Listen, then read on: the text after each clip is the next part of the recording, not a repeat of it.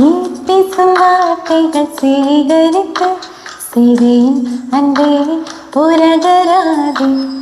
நீ தூங்கும் நேரத்தில் தூங்காமல் பார்த்தேன் தினம் உன் தலை கோதி.